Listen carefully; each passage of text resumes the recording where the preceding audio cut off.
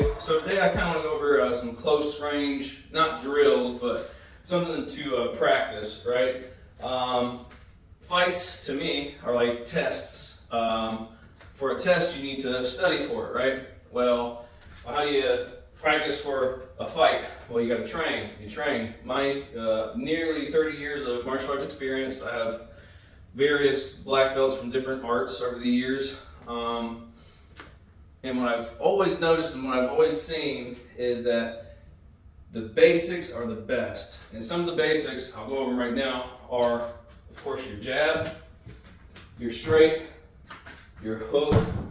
I'll throw one new one in today, an elbow, elbows, uppercut. Not so much, they're good, don't get me wrong, uppercuts are good, but you really got to practice and train those, especially when you start pulling heads down and getting uppercuts. Or if they're bobbing and weaving, throw your uppercut into your mix. So for hands, those are your basics. For kicks, for your legs, I like my low leg roundhouse. I like my push kick or front thrust kick, and my side kick. Those are the three most important to me, in my opinion. You always want to hit with your heel with your front thrust kick and your side kick. That's what's going to deliver the most damage. Potentially, you know, if you hit them in the ribs, break ribs, knock them, the breath out of them. If you can't breathe, you can't fight. So studying for that test, right? Studying for that potential fight that you may never get into, we're going to start off with this drill or practicing this first. Hopefully you have a heavy bag at home or a gym that has a heavy bag. If not, sorry, that's my kids. So if not, you can get a partner with pads, or you can just do it in the air. Preferably, I hope you have a full-size heavy bag so you can practice these things. So what we're gonna do is, hey man, this kind of like get off of me range. Like, give me some space. This is the range we're gonna work in. This guy or this person's in your range, in your space, or you're trying to stop them from approaching somebody else, you're in this range. So what we're going to work on is our hook punch, first and foremost to the body. We've done this before, okay? Turn and jerk into the hook, keeping that face and head covered, okay? You can lift this up, but what comes next is either two things. Your hook to another hook, covering here as you turn, because you don't want to leave yourself exposed. So hook, now we're going to swim and give an elbow, okay? If you've never given an elbow before, this is more of a diagonal. Instead of straight across pushing, it's a diagonal kind of cutting elbow, okay? So from here, without giving the hook punch, you're going to swim over top of your left arm, okay? Replacing it. Okay? Protecting your jaw, well, it's not really protecting your jaw, it's covering your jaw. Your hand is right here. That's the proper positioning for this elbow. When you give it, and you use those hips to torque, and you use your shoulder to push through. Okay? So you can also give that from a 1-1-2, step in, and give an elbow off of that, right? But it's better when you're in this range here where you're pushing off of someone. And if they don't want to get off of you, you can easily throw an elbow into it. Now what I want you to do is connect both the hook into the elbow, okay? So like this, we're covering the face, making sure nothing's coming this way. If so, we're dodging, protecting, right?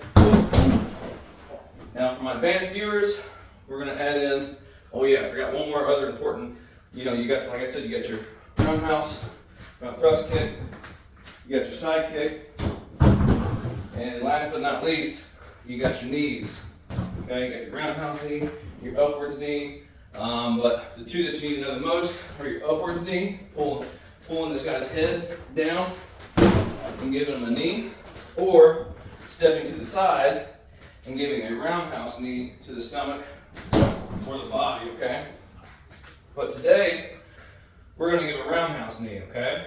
So we're going to cover, hook, elbow swim over the top, grab the back of the shoulder, neck, and head, and we're going to give a nice roundhouse knee, okay? Just like that. So one more time. Okay. Now, you can always study for a test. Doesn't mean you study the right thing for that test, because every fight's different, every person's different, everyone's trained differently. They're bigger, they're smaller, they're faster, maybe slower. There's so many variables in a fight, but when you practice these techniques, what it allows you to do is at least be somewhat prepared for a situation. So, like I said, what I want you to do, if you're not good at throwing a nice solid hook to the ribs from here, practice that 100 times on both sides. Okay?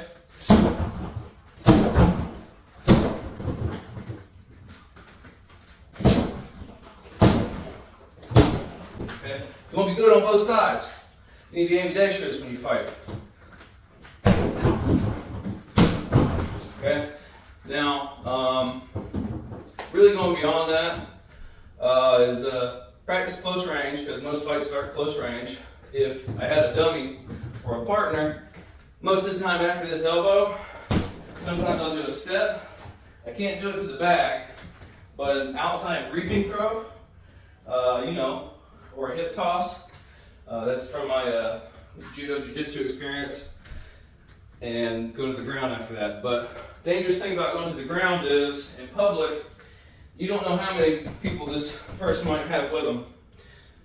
So if you do go to the ground, get into a dominant position, either submit them really fast and get off the ground quick, or get you a nice throw, back up, and assess the situation, okay? Because most people don't go out by themselves picking fights. So if you do end up in a situation, stay in close, stay in control, use your arm to post up, because most of the time I carry either a pistol or a knife of some type on my dominant hand side, and I want to be able to grab that and stab if they come at me with a weapon, okay? I'm not just going to pull out that weapon, and I'm not condoning that either.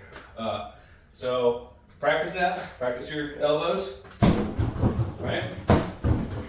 Practice your elbows, okay? And then practice your roundhouse knees. So those are the things I want you to put and piece together. If you're good at all three of them, piece them all three together, okay? All right, thank you for watching.